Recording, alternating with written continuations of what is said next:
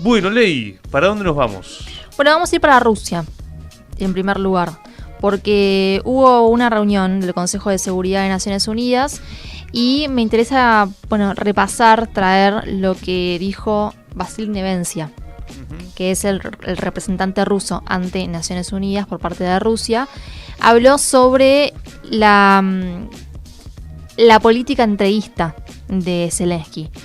Dijo que traiciona a su pueblo al vender empresas estratégicas y recursos nacionales a sus patrocinadores occidentales. Pensemos que Ucrania, además de estar atravesando una guerra y una situación muy delicada a nivel social por todo lo que implica una guerra, también está la cuestión económica. Y uno dice, bueno, sí, pero tiene ayuda, tiene apoyo financiero, claro, pero nada gratuito en esta vida. Y todos los recursos que está implicando sostener una guerra imposible, que no tiene sentido para Ucrania porque no va a ganarla, a pesar de la ayuda de la OTAN, continúa la entrega desmedida de recursos, pero eso en algún momento se devuelve. De hecho, BlackRock es hoy dueña de los recursos estratégicos de Ucrania, y se estima que el país, una vez que termine la guerra, va a deberle 100% prácticamente de su PBI, de su Producto Bruto Interno. Va a quedar un país destrozado, endeudado. Sí. Y hay que ver con qué fronteras, porque en realidad... Y encima sin saber qué fronteras, porque claramente los territorios anexionados por parte de Rusia, toda la región del Donbass, que es prácticamente un quinto del territorio ucraniano, van a quedar en manos rusas. Eso no cabe ninguna duda. Así que escuchemos lo que decía entonces Nevencia, porque también dijo que no va a haber una repetición de los escenarios de los acuerdos de Minsk. ¿Se acuerdan que fueron los acuerdos que nunca se cumplieron, que se firmaron por parte de Ucrania y Rusia, y después los patrocinadores occidentales tampoco hicieron que se cumplieran? Bueno, lo que dice Rusia es eso ya no va más, esos acuerdos no se van a repetir. Tampoco va a haber congelación de las fronteras en el frente para que el régimen de Zelensky pueda lamerse las heridas, ¿no? Esto de una especie de alto al fuego temporal. Bueno, Rusia va adelante con la operación militar especial y nada, evidentemente, detiene esa voluntad de seguir adelante hasta lograr los objetivos. En definitiva, lo que dicen los rusos uno de los máximos objetivos es la desnazificación de Ucrania. Escuchemos entonces lo que decía Vasily Nevencia ante el Consejo de Seguridad. No habrá repetición del escenario de los acuerdos de Minsk, ni la congelación de las fronteras en el frente para que el régimen de Zelensky pueda lamerse las heridas. Además, no habrá adhesión de Ucrania de ninguna forma a la OTAN. Todos los objetivos de la operación militar especial, incluida la desmilitarización y la desnazificación de Ucrania, siguen siendo válidos y no cambian.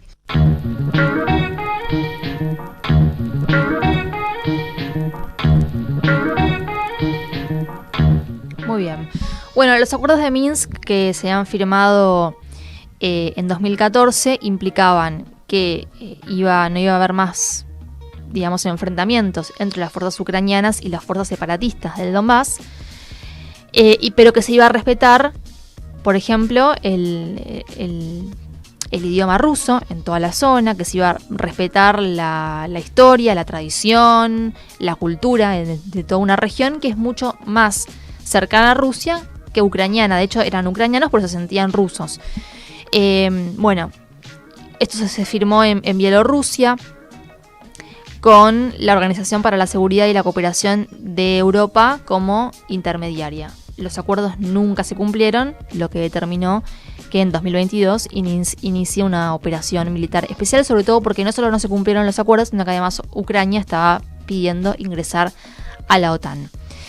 ¿Por qué salen a hablar los rusos? Bueno, porque se presentó un plan, entre comillas, plan de la victoria por parte de Zelensky, que es un plan que en realidad es bastante provocativo, porque pide ingresar a la OTAN, pide armas de largo alcance, pide incluso la posibilidad de que se instalen armas nucleares en territorio ucraniano.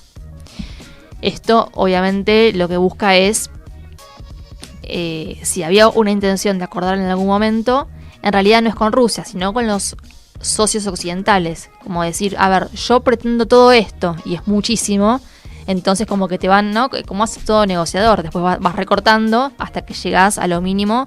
En este caso no sé qué sería lo mínimo que busca Zelensky, pero claramente no fue bien recibido el plan para la victoria por parte de Occidente, que desestimó el plan. Ni siquiera hubo referencias a este plan por parte de, bueno, por ejemplo, el secretario general de la OTAN, o por parte de líderes europeos o de Estados Unidos que dijeran algo sobre este plan. Ya, digamos, puertas adentro, lo que se dijo es: esto no camina para ningún lado. También se refirieron los rusos al plan de la victoria de Zelensky como Sergei Lavrov, el canciller ruso. Esto decía: Occidente continúa promoviendo la fórmula de paz de Zelensky, que llama a la rendición de Rusia, la fórmula que está en un punto muerto, e incluso diría que es estúpida. Y hace un par de semanas, este ciudadano dio a conocer un plan esquizofrénico para ganar. Por supuesto, ni la fórmula, ni el plan, ni las fantasías sobre la membresía de Ucrania controlada por Kiev en la OTAN o en la Unión Europea acercan la paz en Europa. Bueno, el plan esquizofrénico, ¿no? Le dicen al plan de Zelensky. Mientras tanto, continúa el avance ruso en la zona del Donbass. La invasión de Kursk quedó absolutamente en la nada. O sea, no... Si la idea era... La invasión, recordemos, ucraniana en territorio ruso. Así es. Si la idea era lograr acercarse a la central de Kursk, no pudieron hacerlo porque las tropas rusas lo impidieron. No lograron alcanzar ningún centro logístico importante que tuviera repercusión. Y además lo que buscaba, en definitiva, el principal objetivo, que era que las tropas del Donbass se redistribuyeran, salieran del Donbass, del frente más importante de esta guerra, para ir a Kursk, bueno, no lograron hacerlo.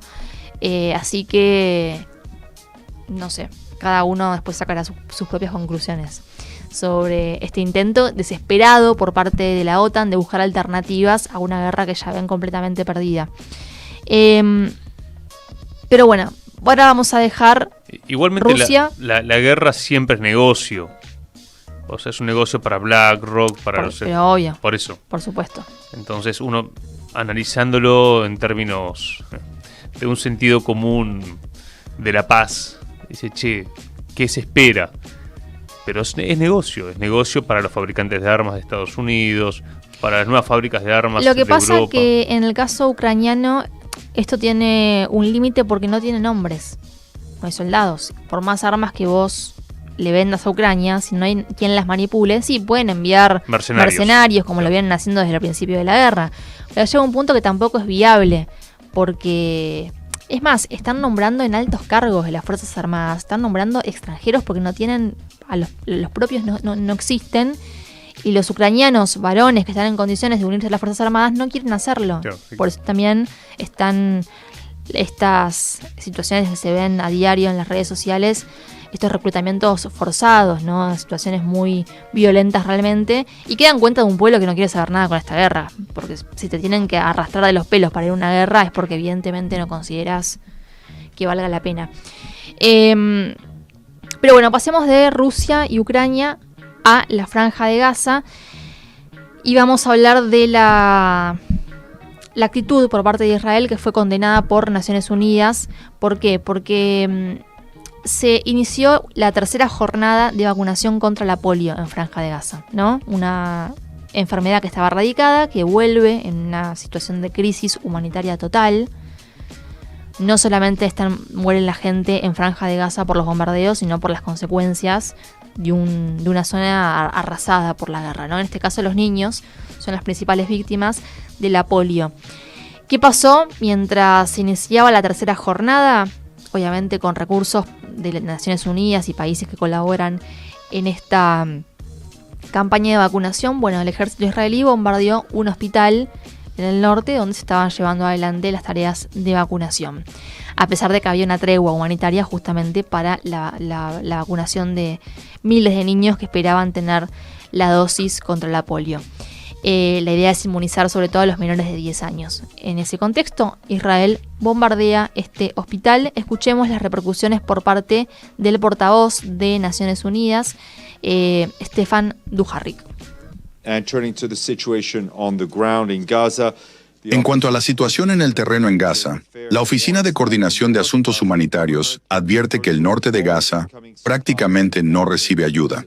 Los suministros y servicios humanitarios han cesado debido al asedio impuesto por las fuerzas de seguridad israelíes, así como por la inseguridad, la limitación de suministros y el desplazamiento de algunos trabajadores humanitarios. 100.000 personas desplazadas recientemente del norte de Gaza se están refugiando en edificios escolares y sitios improvisados, mientras que se estima que unas 75.000 personas permanecen en el norte de Gaza. La Organización Humanitaria Internacional emitió una declaración conjunta que describe la situación en el norte de Gaza como apocalíptica.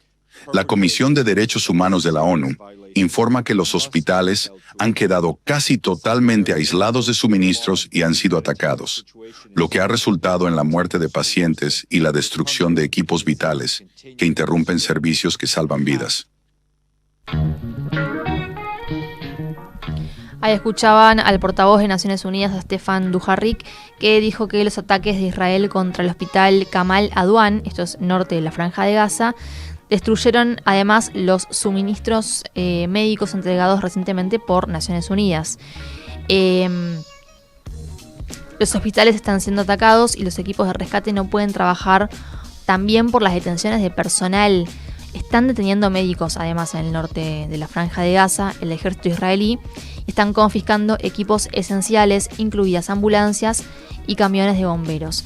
Bueno, mientras tanto, uno dice, bueno, está la condena internacional, está Naciones Unidas denunciando la situación, qué es lo que va a pasar, Israel va a recular. Bueno, no, nada de eso, sino todo lo contrario. Inclusive se informó que canceló el acuerdo de 1967 que firmó Israel con Naciones Unidas, que es la base jurídica para las relaciones entre Israel y la Agencia de Naciones Unidas para los Refugiados de Palestina. Estamos hablando de la UNRWA. Ese año, aparte, también se firmaron las fronteras, ¿no? Se discutieron las fronteras entre ambos estados. Así es. Y es el mismo año, además, que se firma esta base jurídica que lo que permite es el funcionamiento de la Agencia de Naciones Unidas para los Refugiados de Palestina. Claro. En medio de la colonización y el desplazamiento, el despojo de las tierras de los palestinos, bueno, funciona este organismo que lo que busca es brindar una ayuda inmediata a los que se quedan sin absolutamente nada, ¿no? Una asistencia a refugiados. Y lo que dice Israel es que los de Naciones Unidas son de Hamas. Lo que dice Israel es la UNRWA es parte del problema en Franja de Gaza, no parte de la solución. A la ONU se le presentaron innumerables pruebas sobre agentes de Hamas que trabajan en esa agencia y sobre el uso de las instalaciones de Naciones Unidas para esos fines, y no hicieron nada al respecto. Bueno, con esa retórica de que todo es Hamas, todo es terrorismo, todo es, bueno, avanzan contra hospitales, contra campos de refugiados, ahora se llevan puesta la propia ONU. Y bueno, esto no hay mucho más que agregar, porque la realidad es un estado terrorista que tiene aliados muy poderosos, sobre todo en los medios de comunicación. Lo vemos repercutir, lo vemos aquí en la Argentina, ¿no? Donde cualquiera que cuestione el Estado de Israel pasa a estar como victimario y no como alguien que describe la realidad. Y acá la discusión es si vamos hacia un nuevo orden mundial, cómo hacemos que o se reforme el Consejo de Seguridad, porque acá el respaldo de Israel es Estados Unidos. Entonces, como tienen capacidad de veto del Consejo de Seguridad, Israel hace lo que se le antoja, y tenés distintos estados, como lo hemos charlado con analistas, Turquía, que Erdogan puede decir que van a invadir Israel, pero después negocian. Lo mismo Rusia, es decir, nadie se quiere meter con Israel, que está arrasando con Palestina, con el Líbano, con Siria. Es decir, es una situación de colonialismo en el siglo XXI que es insoportable, sobre todo por el genocidio del pueblo palestino, ¿no? Así es, pero bueno, también la impotencia, ¿no? De un mundo que no puede frenar este genocidio, esta matanza indiscriminada de inocentes. Pero bueno, en el medio también están las posibles respuestas de Irán a Israel. Recordemos que ahora la pelota está al lado iraní. Se especulaba con que pudiera haber algún tipo de respuesta previo a las elecciones. Eso por el momento no se dio. Hay que esperar entre hoy y mañana a ver qué sucede. Sí. Lo que algunos medios están deslizando es la posibilidad de que Irán prepare el ataque a Israel desde territorio iraquí. También se utilizó territorio iraquí para el ataque a Irán. Así que vamos a ver, bueno, qué pasa de acá al martes, que en realidad mañana, queda poco tiempo. ¿Israel utilizó Irak para atacar Irán? Utilizó el cielo iraquí. Ah, el cielo sí, está bien. Hay bases estadounidenses en Todavía. Irak que también funcionan ahí, por supuesto que prestan asistencia a los israelíes. Pero Irán podría golpear desde territorio iraquí.